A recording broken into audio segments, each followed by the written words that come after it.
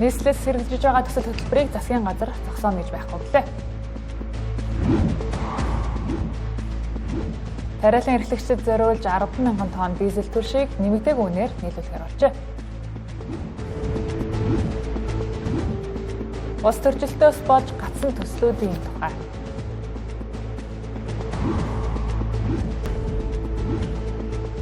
Монголчууд тосрохуй байдлаар Скандинавийн орнуудыг ардаа орхилоо. Нөөцийн мах бэлтгэлийн хэмжээ буурч махны экспорт нэмэгдсэн нь үн өсөх гол шалтгаан болжээ.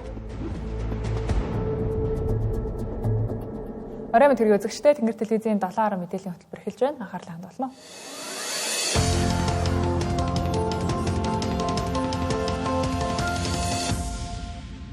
Сүүлийн хэдэн өдрийн туршид туулын хурдны зам төсөл олон нийтийн эсэргүүцэл шүүмжлэлтэй нүүр тулаад байна. Иймд нийслэлээс хэрэгжүүлж байгаа энэ төслийг засгийн газар зогсоох агуулга бүхий тогтоолын төслийг өргөн мэдүүлнэ гэх мэдээлэл тархсан. Тэгвэл энэ мэдээлэлтэй холбогдуулан өнөөдөр тэргүүн Шадар сайд Энх Баяр болон засгийн газрын хэрэг эрхлэх газрын дарга Бямц Огтнаар тайлбар хэллээ.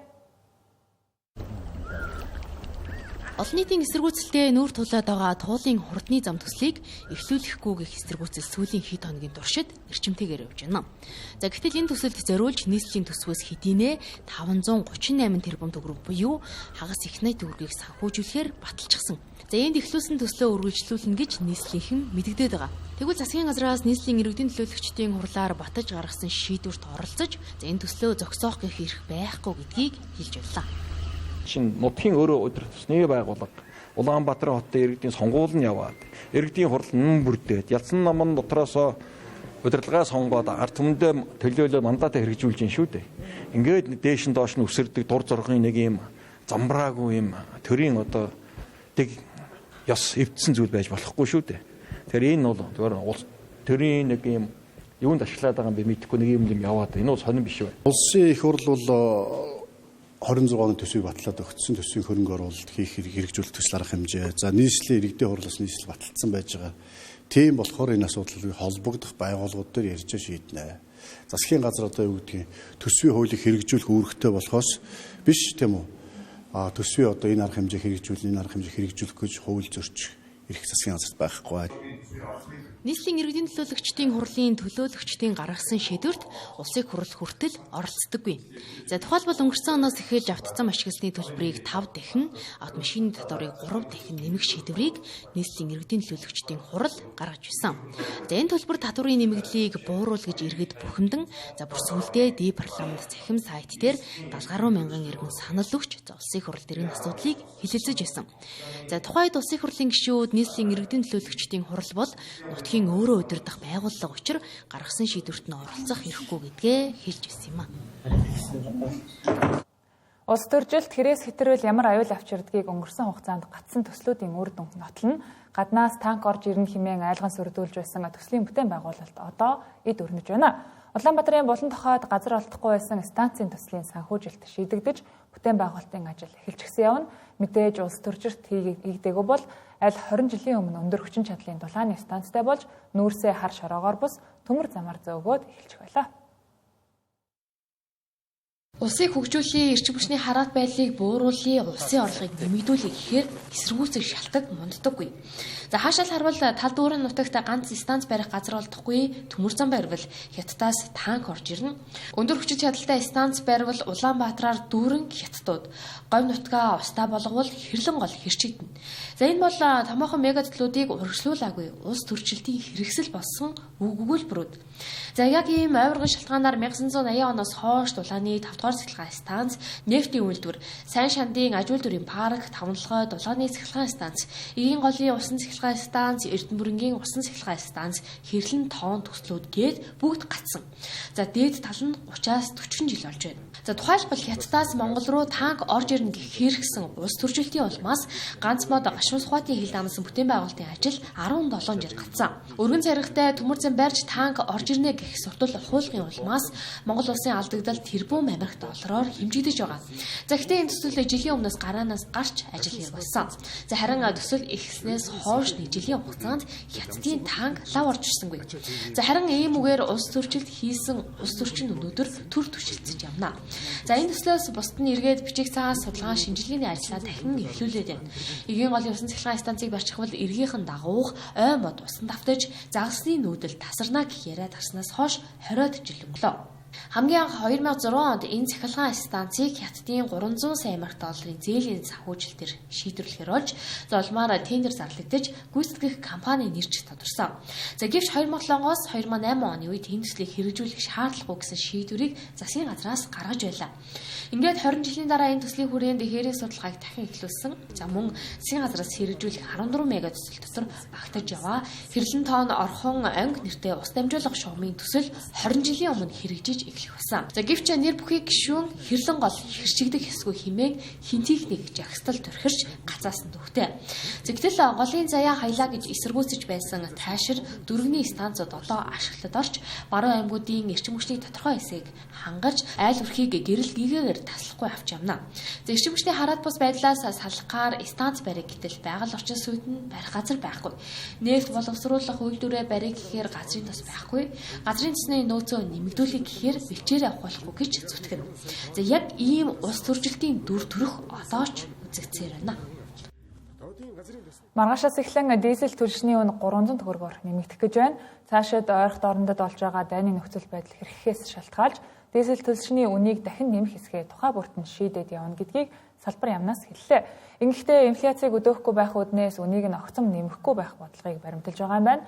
Түүнчлэн хаврын тариалалт эхэлж байгаа энэ үед тариалан эрхлэгчдэд зориулж 10,000 тонн дизель түлшийг нэмэгдээг үнээр нийлүүлэхээр болжээ. Хаврын тариалтын улирал эхэлж байгаатай холбогдлолтой тариалангийн салбарын энэ тарихтай холбогдлолтой 10,000 тонн дизель түлш хэрэгэлдэг. Энэ хэрэглээг бол үнийн нэмэгдүүлэхгүй байх үүднээс үн нэмэгдүүлэхгүй байдлаар нийлүүлээрэ гэдэг ийм шийдвэрийг аж ахуйн нэгжүүдтэй гаргаж аж ахуйн нэгжүүд маань ч гэсэн нийгмийн хариуцлагын хүлээнд бол хүрээндээ хүлээн зөвшөөрсөн. Харин бол инфляцид огцом өсөлтийг бий болгож тодорхой хэмжээний шок үүсэхгүй нөхцөл байдалтайгаар 300 төгрөг бол нэмж болох юмаа гэдэг ийм зүйлүүдийг бол ярьсан. Дизель түлшний үн өсөгч хомсдол үүсэхгүй гэдгийг хэлж байлаа. Харин А92-ийн хувьд 705 америк доллар буюу тогтмол үнэтэй байна. За иймд үн нэмэгдэхгүй гэдгийг хэлж байсан юм. За гэхдээ 2 сарын дараа нөхцөл байдал ямар байхаас шалтгаалan тухайн үед хэлэлцээ хийх хэсгийг шийдэлээ. За А92 төрлийн бүтээгдэхүүний үнийн хувьд бол тогтмол байна. 705 доллараар Орос улбаны улсаас энэ жилийн хугацаанд доктортой авах гэрээгээ үргэлжлүүлээд хийсэн. Тэгэхээр бол ойрын 2-3 сардаа бол энэ асуудал бол яригдахгүй гэж ойлгож болно. Хангалт найдвартай байгаа. Өнөөдрийн байдлаар 92 төрлийн бүтээгдэхүүн 41-ээс 42 хоногийн нөөцтэй, дизель түлшний хувьд 28 хоногийн нөөцтэй байна. Энэ нь бол Монгол улсын хэмжээнд бол өөрсдийнхээ савны хэмжээгээр татаа авалтаа бол хийцэн гэсэн үг. Ойрхон орондод үүсэж байгаа нөхцөл байдал энэ хിവэр үргэлжилсээр байвал дахиад жүн нэмэх асуудал яригдана гэлээ. За гэхдээ нэг дор 1000-аас 1500 төгрөгөөр огцом нэмэх биш, багаар нэмнэ гэдгийг хэлж байсан юм а. Өнгөрөх амралтын өдрүүдээр урд хөршийн төрийн хэвлэл мэдээллийн хэрэгслээр шатхууны үн өсөх хандлагатай байгааг анхааруулсны дараа жолооч нар шатхуун түгэх станцуудыг зорж урт дараалал үүсгэжээ. Үүсэж байгаа нөхцөл байдалтай холбогдуулан Бээжингээс зохих хариу арга хэмжээг маш хурдан авч үнийн өсөлтийг хязгаарлаж таац тогтоон иргэдээс 50 байхыг хүсжээ. Ираны дан эхлэхээс өмнө Ормосын хоолоогоор өдөртөө ойролцоогоор 15-аас 20 сая баррел түүхийн нефт дамждаг байсны 30-аас 40%-ийг Хятад улс руу тээвэрлэдэг гэсэн хэлдэг. Гэвч Ираны дайны улмаас уг хоолой хаагдсан урд хөршид түлшний хомсдол эрчим хүчний хямрал дагуулж болцсошгүй нөхцөл байдлыг үүсгэж байна. Үүнээс сэргийлэх зорилгоор Хятад улсын засгийн газар энэ 7 оноос эхлэн шатхууны үнийн өсөлтийг хязгаарлах арга хэмжээ авахар болжээ. Ингэхдээ шатхууны литрийн үнийг бууруулж 852 юанаас хэтрүүлэхгүй байхаар үнийн таац тогтоосон байна. Энэхүү арга хэмжээ зарлагдахын өмнө шатхуун дээд тал нь литр тутамдаа 928 юанд хүрээд байсан билээ. Хятад өнгөрсөн оны байдлаар борлуулалтанд гаргасан автомашины талаас илүү буюу 54%-ийг цахилгаан автомашин эзэлсэн. Гэсэн хэдий ч нийт автомашины дийлэнхийг нь буюу 88%-ийг дотоод шатлалт хөдөлгүүрт машин эзэлсэн хэвээр. Үүний цаана 300 сая гаруй жолооч нар шатхууны үнийн өсөлтөөс болж хохирно гэсэн үг. Харин засгийн газраас үнийн таац тогтоохоор болсон нь тэдгээр жолооч нарын нуруунд дээрх ачааг хөнгөлөх чухал ач холбогдолтой. Хятадын эдийн засгийн төлөвлөлтийн тэргүүлэх агентлаг болох Үндэсний хөгжил шинжилгээний хорооноос цаашид үнийн өсөлтийг зохицуулах чиглэлд зохих арга хэмжээг тасралтгүй авч хэрэгжүүлнэ гэж амласан байна. Мөн олон улсын татамт Хятад улс Ормосын хоолойн хэвийн үйл ажиллагааг хангахад улс орнуудыг хамтарч ажиллан дайнд оролцогч талуудыг даруй гал зогсоохыг уриалж байгаа. Хятад улстай адил шатхууны үнийн өсөлтөө сэргийлэх зорилгоор Өмнөд Солонгос, Япон зэрэг улсууч гэсэн үнийн таац тогтоох, улсын стратегийн нөөцийг ашиглаж эхлэх зэрэг арга хэмжээг авч эхлээд байна. Гэхдээ Хятад улсын хувьд бусад Зүүн Азийн улсуудаас ялгаатай нь Иран улсаас дайны өмнө нефтийн импортынхоо 13%-ийг авдаг байсан нь Иран улсын экспортын 90%-тай дүүцдэг байна. Өөрөөр хэлбэл Иран улсын эрх баригчдын хувьд Хятад улс руу очих нефтийн урсгалыг тасалдахгүй байх нь чухал ач холбогдолтой. Тиймээс дайны нөхцөл байдал урт хугацаагаар сунжирсан ч Хятадын нефтийн салбарт хүчтэй шок буюу тасалдал үүсэх магадлал бага гэж шинжээжид үзэж байна. Ираны эрх баригчдын зүгээс дайнд оролцоогүй төвийг сагсан улсуудад Ормосын хоолой нээлттэй гэж зарласан. Их сурвалжуудын мэдээллээр дайн эхэлсэн цагаас хойш Ормосын хоолойгоор аюулгүй гарч чадсан нефтийн хөлгүүдийн ихэнх нь Хятад улсыг зорьсон байжээ. Ийхүү гадаад орны нөхцөл байдлаас шалтгаалan манай улсын эдийн засаг хямрах хэмжээнд хүрч магадгүй гэж засгийн газар үзэж байна. Иймдээж хямралыг хохирол багтаа даван туулахын тулд ковидын хууль шиг тусгай хуулийн төслийг улсын их хурлд өргөн мэдүүлэхээр боллоо. Өнөөдрийн байдлаар дэлхийн 50 гаруй улс орн энэ нөхцөл байдлыг хямралт нөхцөл байдал гэж үзэж эдийн засгийн онцгой дэглэм тогтоогоод ийм бодлогын зохицуулалтын хууль эрх зүйн за ингээд төсвийн болон арга хэмжээнүүдийг авч эхэлсэн байна. За бид бас бэлэн байдлаа хангах учиртай. Өнөөдөр бол ерөнхий сайд бол энэ тэргүүн засгийн газрын байгууллагууд яамдууд эдийн засгийн онцгой нөхцөл байдал үүссэн гэж үзэж хэмнэлтийн горимд ажиллах ийм эхний үүрэг даалгаврууд өгөгдөж байна. Тэгээд хэмнэлтийг засаг өөрөөсөө эхтэн. За шаардлагатай бол бүтэц зохион байгуулалтаа улам боловсронгоолох, давхарсан чивүүрийг зохицлох, төрийн өмчт орон нутгийн өмчт компаниудыг зохицоход ер нь мөнгөгүйгээр хийх зохион байгуулалтын арга хэмжээнд нэлээд авна. За мэдээж их хурлаа энэ асуудлыг өргөн барина. Их хурлд өргөн бариад энэ асуудал шийднэ. Их хурл ковид үе шиг асуудлыг яаралтай журмаар шийдвэрлээ засагт ирэх өгвөл засаг дараагийн батлагдсан төлөвлөгөөнийхөө дагуу зохион байгуулалт арга хэмжээгээ аваад явна. Өнгөрсөн жилийн 3 дугаар сард Улаанбаатар хотод үхрийн мах 1 кг нь 19 мянган төгрөг байсан. Харин одоо түүхэндээ байгаагүй дээд үн буюу 32 мянган төгрөг байна. Махны үн ингэж өссөн шалтгааныг махны нөөц бүрдүүлэлт хангалтгүй шинэ мах хомс байгаатай холбоотой гэж худалдаа эрхлэгчид тайлбарлаж байна. Тодорхойлбол нөөцийн мах бэлтгэл өмнөх жилээс 2 дахин буурч махны экспорт 5 жилийн хугацаанд 4 дахин нэмэгдсэн нь үн өсөх гол шалтгаан гэлээ. Улсын хэмжээнд 2025-аас 2026 оны өвөл хаврын улиралд нийт 14.9 сая толгой мал буюу нийт 543 мянган тонн мах хэрэглэх урьдчилсан тооцоолол гарч байсан. Гэтэл махны нөөц хангалттай бүрдээгүй учраа махны хөөрөгдсөн үн буухгүй байгааг худалдаа эрхлэгчид илэрхийлж байна. Тэгэхээр нөөцсөн махны нөөцөд бага байгаа. Өнгөрсөн намар болохоор махны анш буухгүй саргад өссөн. Тэгээд намар ямдраагүй мах энэ жил яаж байна? Хадгалтын зардал нэмэгдэхээр дахиад өсөж байгаа утгаараа ялж өсөж байгаа. Хоёрдугаар нөөц муу ховор байхгүй. Компаниуд мах бага нөөцсөн. Тийм байна. Шин махны олдох зас бас муу байгаа. Нийлүүлэлт нь бас тийм байна. Урдын жилийн бас 100 бас нөлөөлсөн биш магадгүй гэж бодож байна. Тэгээд нөөцсөн мах нь айгүй ховор гарч ирж байгаа. Махны үн өссөнтэй холбоотойгоор иргэдийн худалдаалт айгүй их буурж байгаа.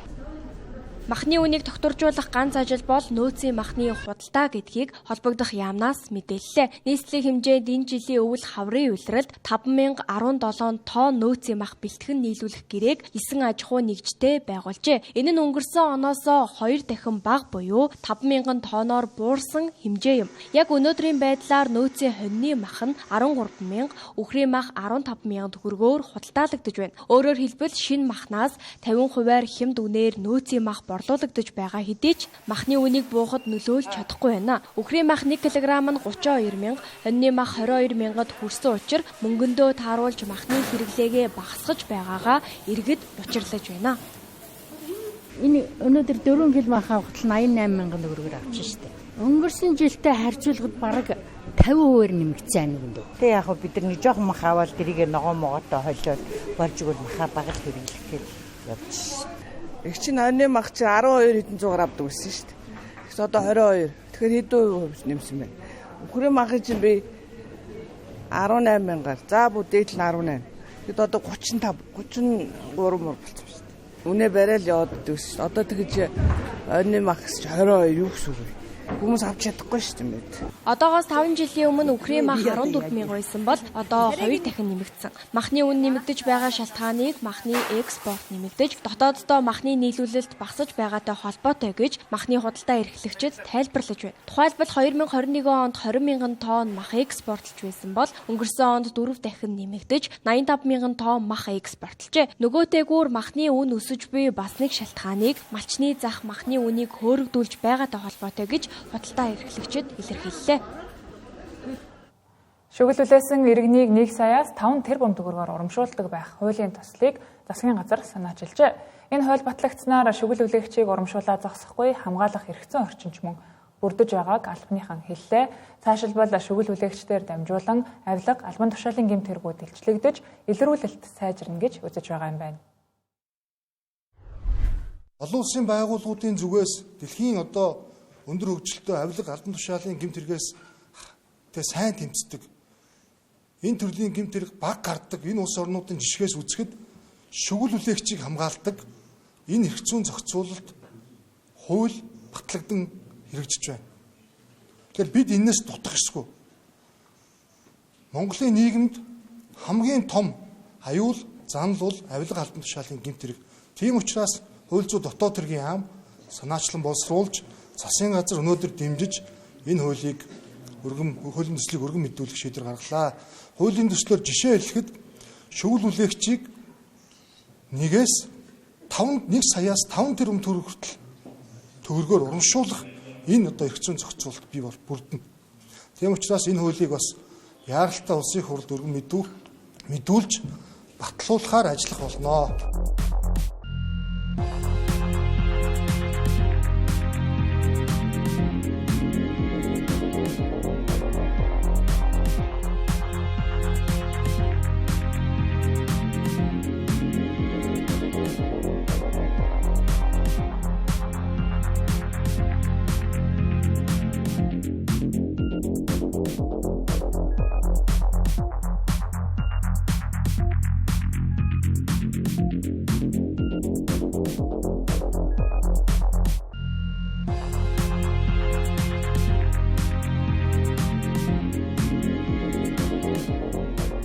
Доллар мэдээллийн хөтөлбөр студиэс шууд үргэлжилж байна. Манай улсад ирсэн жуулчид монголчуудыг илгэмсэх тосрохог арт түмэн гэж сайшаадаг. Наандаж өвчин зовлонтой нэгэндээ хандив тусламж гуйхад далайд тусал нэмэрлдэг иргэд маш олон байдаг. Нэг талаар сайнны бэлэгдэлч гэлээ хэдийг хүртэл хэн нэгнээс тусламж хүсэж амьдралын чанараа сайжруулах вэ гэдгийг харах нь зүйтэй байна. Тухайлбал хандив өгч сайн дурын үйл хийсэн хуваар Монгол улс өөр бусад орныг араасаа дагуулж байгаа ч аз жаргалын индексээр 76 орны ард жагсаж байна.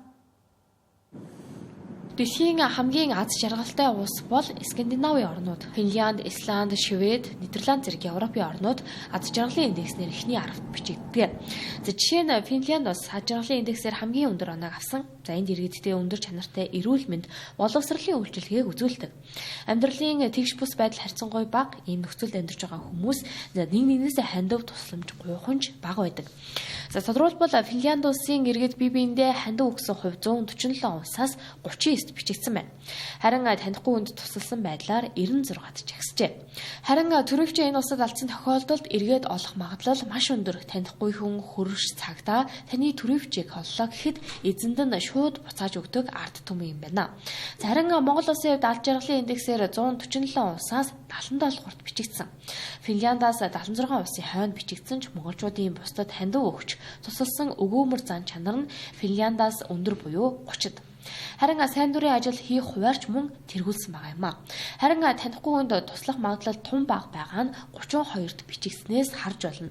За нэг сонирхолтой нь монголчууд мөнгөтэй төрөвч оллоо гэж бодоход эргээд эзэнд нь өгөх магадлал эргэлзээтэй. Хөршийнхөө төрөвчийг олсон бол эргээд өгөх хувь нь 147 улсаас 99-т.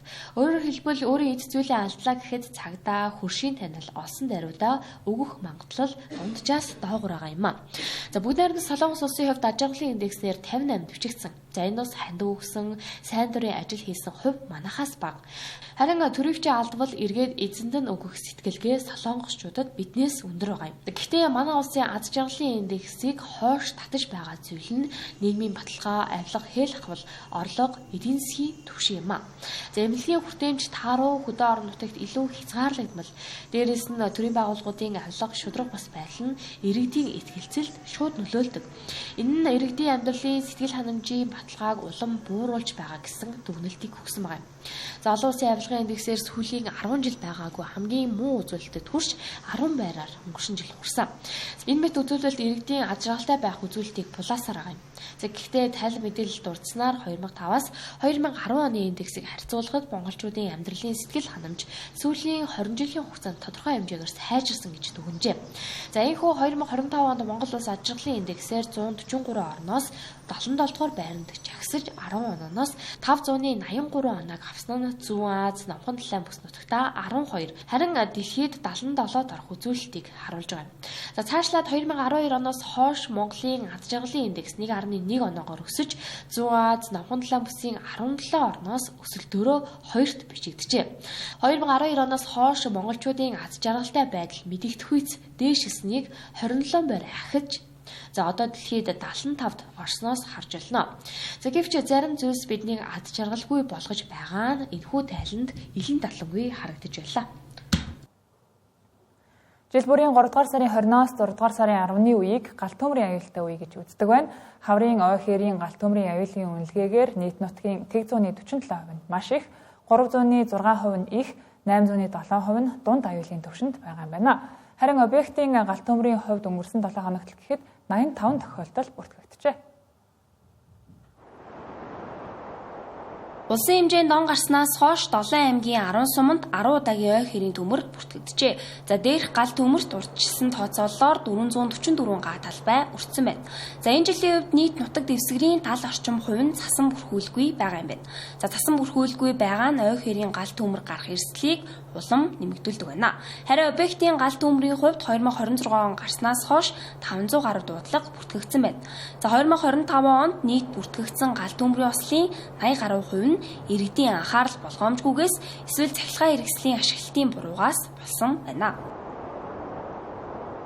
За өнгөрсөн онтой харьцуулбал өнгөрсөн оны яг мөн үетэй харьцуулах юм бол одоо төмрийн давтамж одоо 3 дахин хувиар буурс үзүүлэлттэй байна. Яг өнгөрсөн оны мөн үетэй харьцуулбал за өнгөрсөн оны төмрийн нийт 80 гаруй орчим нь одоо иргэдийн одоо санамсар болгоомжгүй үйлдэлээс үүдэлтэй байгаа. За энэ жилийн үед бол одоо яг төмрийн нөхцөл байдал одоо төмрийн одоо гарсан төмрийн шалтгаан нөхцөл бол одоо яг тогтоогддог байна. Одоо за хуулийн нэлтийн байгууллага за орон нутгийн дээр нөгөө төмрийн охирлын үнэлгээ хийх одоо цэцэргийн захирамжаар байгуулагдсан одоо бүрэлдэхүүн одоо эхний байдлаар бол гаргаж ээж одоо төмрийн шалтгаан нөхцөлийн мэдээлэл гарна гэсэн үг.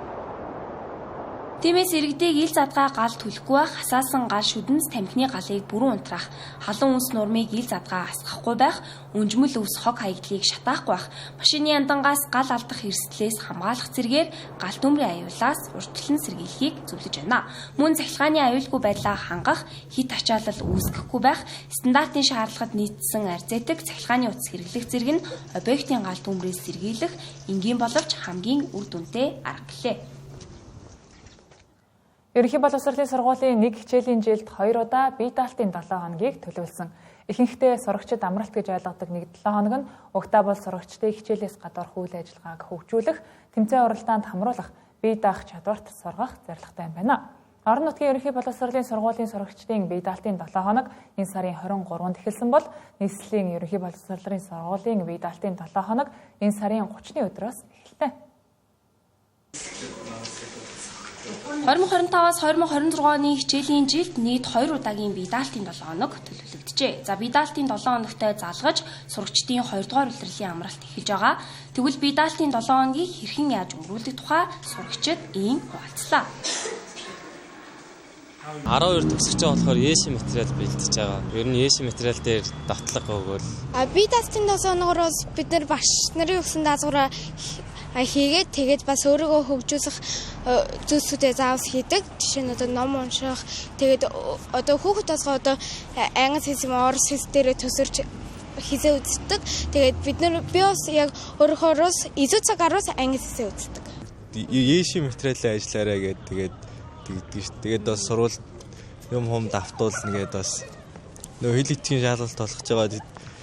Монголын багш нараас ирж давтлага өгнө гэсэн. Медаль 7 хоногор чинь одоо энэ жил 2 7 хоног авна гэсэн. Тэгээд эхний 7 хоногт нь сургууль явар болно. Тэгээ орлогын үсэгт бас орно. Тэгээ орлогын үсэгт бас бэлдээл ер нь жоохон завгүй л. Медалийн 7 хоногор зарим багш нар даалгавар өгдөг. Яг тэр хичээлээ холбогдолтой. Тэгээд одоо яг манай сургууль дээр болохоор сургуулийн авар болгож байгаа. Тэгээд тэнцэнээр нь бэлдэнэ гэж бодож байгаа. Энэ удаагийн бие даалтын 7 хоногоор боловсролын ерөнхий газар болон онцгой байдлын ерөнхий газар хамтран сурагчдыг гамшиг эрсдлээс урьдчилан сэргийлэх мэдлэг олгох зорилгоор аюулгүй амьдрах ухаан хөтөлбөрийг хэрэгжүүлж байна. За жишээлбэл сурагчид сургуулийн орчинд байгаа эрсдэл аюул учруулж болох зүйлсийг өөрсдөө тодорхойлох, аюул ослын үед авах арга хэмжээ зэрэг дадлах сургалтуудад хамрагдаж байгаа юм байна. Энэ удаагийн бие даалтын 7 хоногийн гол онцлог бол суралцагчид байгаа анги дундаа ахлах анги гэдэг гамшиг эрсдлээс хэрхэн урьдчилан сэргийлэх үү гэр бүлийн нөхцөлд за сургуулийн орчинд хэрхэн гамшиг эрсдлээс урьдчилан сэргийлэх үү гэсэн энэ чиглэлийн хүрээнд орон нутгийнхаа онцгой байдлын газар хилтэс тасаг гуудтай бол манай боловсролын газар сургуулиуд маань бол хамтран ажиллаад явж байгаа. За боловсролын ерөнхий газраас бол хэрэгжүүлэх үйл ажиллагааны ерөнхий чиглэл зөвлөмжийг хургуулсан. Бие даалтын 7 хоног шиг хөтөлбөр дан ганц манай улсад хэрэгждэг хөтөлбөр биш ээ. За дэлхийн олон улсад сурагчдыг хичээлээс гадуур үйл ажиллагаагаар хөгжүүлэх, амьдрах ухаанд суралцуулах ижил төстэй хөтөлбөрүүд байдаг. За тухайлбал бүгд найрамдах Солонгос улсад сурагчдыг мэргэжлээ сонгоход туслах зорилгоор чөлөө төлрөл хөтөлбөрийн хүрээнд сонирхолтой тулгуурсан дугуйлангийн төсөлт ажилд хамруулдаг байна. За энэ нь мөн л хичээлийн жилийн хөтөлбөртөө хамаардаг. Харин Япон улсад сурагчид улиралд нэг удаа сургуулийн орчноо цэвэрлэх, олон нийтийн ажилд оролцох, аюулгүй байдлын сургалтад хамрагдах хөтөлбөрийг заавал тусгасан байдаг байна. За эдгээр хөтөлбөрүүд нь сурагчдыг ганц танхимын хичээлээр хязгаарлах биш, амьдралд хэрэгтэй ур чадварт сургах ач холбогдолтой гэдгийг салбарынхан онцолж байлаа. Нийслэлийн хэмжээнд эзэнгүй муур нохооны тоо эзэнтэйгээс 3 дахин их байна. Эзэнгүй нэг муур нохоо устгахад дүүргүүд ойролцоогоор 33 мянган төгрөгийг зарцуулдаг. Уг нь манай улс гэрийн тэжээвэр амьтны анхдагч хуультай болсон дэлхийн 35 дахь улс болж энэ хуулиндаа амьтныг устгахаас урьдаад үржлийг нь зогсоох арга хэрэглэхийг ч зохицуулж өгсөн. Гэтэл манай улсад амьтан тэжээж байгаа хүмүүс ямар ч хариуцлагагүй тэжээж байсан амьтнаа гудамжинд хайсаар байна. Муур нохой жилд 2 удаа төрж 1 удаадаа 4-өөс 6 зулцах төрүүлдэг. Нэг хос нохой муур 6 жилийн дотор 67,000 болтлоо өсөх боломжтой гэсэн судалгаач бий. Эзэнгүй муур нохой нэмэгдэж байгаа шалтгааны нэг нь хүмүүс тэжээж буй амьтандаа заслах хийлгэхгүй байгаатай холбоотой юм. Ингээд нэгэн төржсөн тэнмэл нохой муурыг устгах гээд нэг дүүрэг жилд 330 сая төгрөг зарцуулж байна. Амьтан тэжээж буй хүн бүр хариуцлагатай байж 150-аас 200 мянган төгрөгөөр үржил хаах мэс ажилбар хийлгвэл эзэнгүй муур нохооны тоо ингэтлээ өсөхгүй гэдгийг мэргэжилтнүүд хэлж байна. Амьтнаа хайрлаад 6 сар хүрээд спец заслагт оруулах юм бол мэдээж энэ амьтад чинь цаашдаа зовхгүй байхгүй. Нэгдүгээр зарим төрлийн амьтад яадаг вэ гэхээр хээл авлаа төрж чадахгүй төрөлтийн өндөрлөөс олж өнгөрдөг олон зулц гардаг нөгөөдөл нь ингээд эзэнгүү хаяад ингээд ямар ч хараа хяналтгүй болдог ингээд зовж өнгөрдөг иймэрхүү асуудал айгүйх гардаг. Тийм учраас л спец заслаг гэдэг юмыг заавалчгүй ер нь хийлгүүлэх шаардлагатай. Нийслэлийн хэмжээнд 160 мянган эзэнгүй муур нохой байна. Олон нийт ихэвчлэн эмэгтэй зулцгийг үржихээс нь төгшөөн хайдаг. Үүнээс гадна сүүлийн үед газар чөлөөлөлтөд хамрагдаж буй айл өрхүүд нүүхтэй хашаандаа тэжээж байсан муур нохойгоо орхиод явах болсон гэдгийг холбогдох албаныхан хэлж байна. Эндээс хүмүүс зөвхөн өөрсдийгөө бодож амьтдыг хайрлах сэтгэлгүй болсоор байгаа нь харагдаж байна. Угтаа бол энэ дэлхий дээр амьтад ч гэсэн амьдрах эрхтэйгээс гадна манай улс тэр эрхийг нь хангах хуулийг баталсан цөөн улсын нэг үлээ. Хойхон нохоогоо төлөвлөж болно. Одоогийн нөхцөл яатныг бол замбраагүй нохоогоо төлөвлүүлээд нэрийг аваад охин нь ингээд хайчдаг. Гэтэ иргэд нохоо тэжээж байгаа энэ хариуцлага хариуцлагатай байх хэрэгтэй. Охиноо яах юм яаш тийм шийдэл олох хэрэгтэй. Одоогоос ингээд замбраагүй тавихгүй. Хоёрдугаар сөөхүүдүүд шинэ баригдсан хороолууд энэ дотор хүүхдүүд жижигхэн гол голдон ус сонирхоод тэнд тэжээчдэг. Тэгээд эндээ бод болон жидгийн тэр хогон дээр соолож игээд эндээ амьдраа төлөөд ингээд олсорч байна. Эзэнгүй нохой муурыг эзэнтэй болгох зорилгоор өнгөрсөн онд нийслэлийн зүгээс хаанвал дүүргийн 13 дугаар хороонд эзэнгүй муур нохойг түр асран хамгаалах байрыг ашиглалтад оруулсан. Тус төв 120 гаруй нохой 20 орчим муурыг асран хамгаалж байна. Эдгээр амьтдыг эмчийн үзлэгт хамруулж 62 нохой муурыг заслахад хамруулжээ. Эдгээр амьтдаас иргэд үрчилж авах боломжтойг холбогдох албаныхан хэллээ.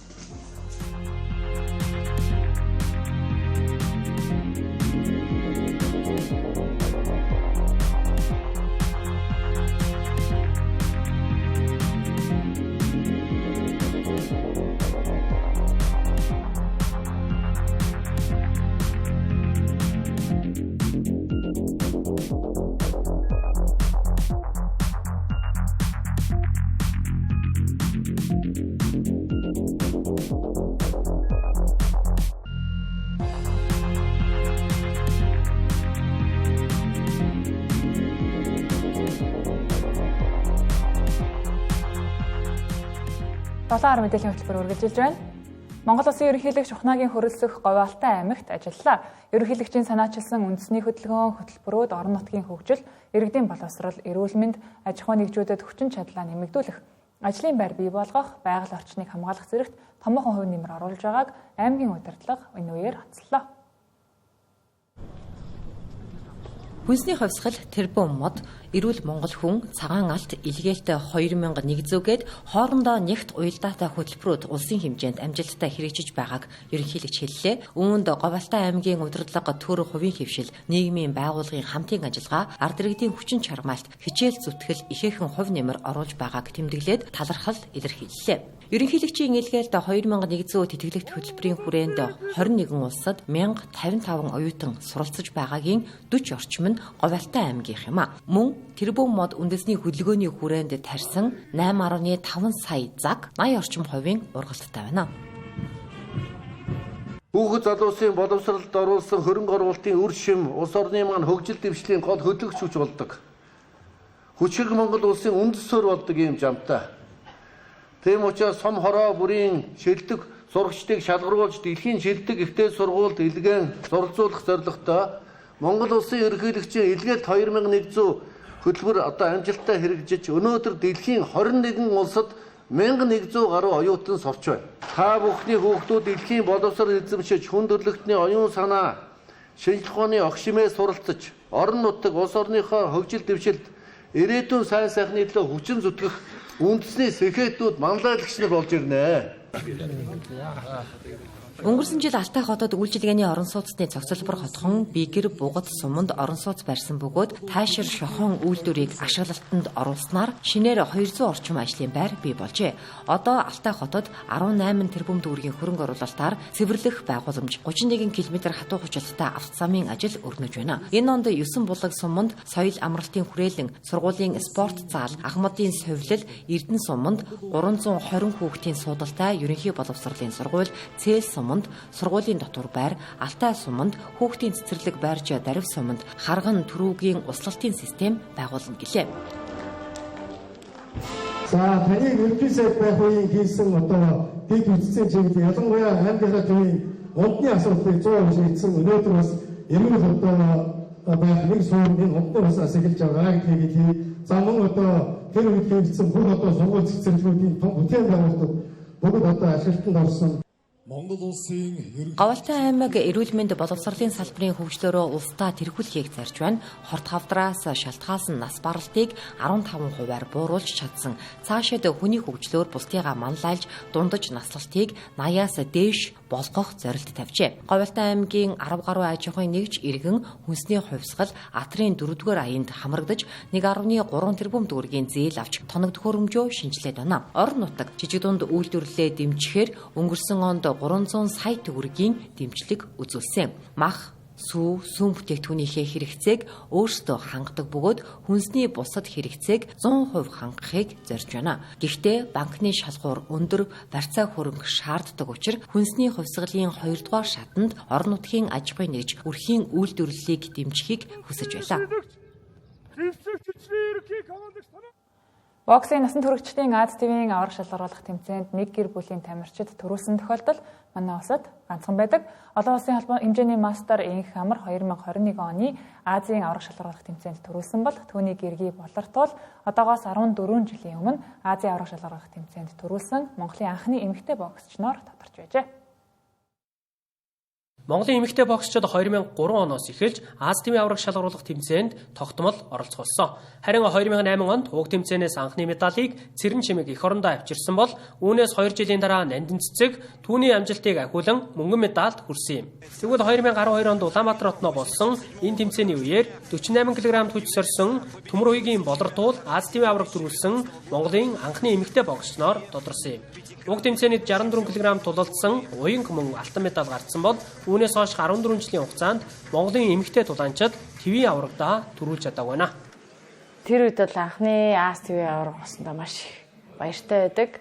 Бас 3 хоногийн өмнө гар дээр хатиг гарчаад би хаалгаанд ороо. За энэ угаасаа агш болохгүй юм шүү. Би ер нь чадахгүй байна агш ингээд гар маань ингэсэн би бүр нэг гараараа ингээд зүүн гараараа тоглож байгаа. Тэгээд аягүй сонин хаалгаанд орчоод 2-3 хоногийн өмнө хаалгаанд орчоод тэр гар маань маш хурдан идэгчээсэн. Тэгээд ороод нэг 3-4 тоглолт хийжээч Аз авраг болж ирсэн. Одоо би бас зөндөө эмэгтэй шавнартай болсон. Тэгээд хажуугаар нь өөрөө тоглохын хажуугаараас эмэгтэй тамирчид бэлдэж байгаа. Харин болортуулын нөхөр олон улсын хэмжээний мастер Хархуугийн Инх Амарын хувьд 2021 оны Аз ТV аврах шалгаруулах тэмцээний 56 кг-ийн жинд төрүүлсэн. Тэрээр уг тэмцээнээс 2019 онд мөн хүрэл медалийг авчиржээ. Тэдний ихэнх нь өдгөө тамирчны бэлтгэл сургалтад анхаарахын зэрэгцээ дасгалжуулагчаар давхар ажиллаж байна. Инх Амарын хоёр дүү мөн боксч. Хэдхэн хоногийн дараа болох Аз ТV аврах шалгаруулах тэмцээнд түүний төрсөн дүү бэлгүүн сайхан хүч сөрөх юм а. Тухай Ази аврагт оролцоод төрүүлнэ гэдэг бол амар гоё мэдрэмж байсан. Энэ одоо Монгол эмэгтэй ихтэй гэр бүлэрээ Ази аврах гэдэг. Энэ тэмцээнд явахад хүртэл амар мэддээ шүү дээ. Гоё мэдрэмж авдаг шүү дээ. Гэхдээ энэ гэр бүлэрээ боксч хүмүүстэй манаач. Одоо тэгэл гэртээ тэгэл энэ яриа үйсэн тэгэл дандаа л бокс хийдэг шүү дээ. Энд гэр бүлэрээ боксчд ярих зүйл нь боксын талаар л ярина. Боксын Аз ТV аврах шалгаруулах тэмцээн 3 дугаар сарын 30-наас 4 дугаар сарын 10-ны өдрүүдээр Асан аренад болно. Манай улс энэхүү тэмцээний 2 дахь удаага хүлээн авч байгаа нь энэ юм. Уг тэмцээнд Аз ТV-ийн бүх шилдэгүүд оролцох бөгөөд жим бүртээ төрүүлсэн тамирчид ТV-ийнхээ чансааг өнгөлөх юм. Мөн уг тэмцээний үеэр 2028 оны Олимпийн чансааны оноог олох хөлөө. Тэнгэр телевизийн 7 орон мэдээллийн хөтөлбөр студиэс шууд хүрлээ анхаарал хандуулсанд баярлалаа.